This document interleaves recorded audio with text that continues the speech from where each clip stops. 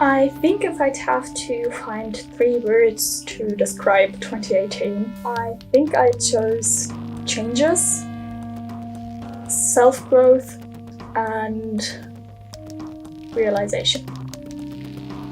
Yeah, I tried to come up with an idea how to pack everything that has happened in 2018 into a single video. This is my attempt on doing so.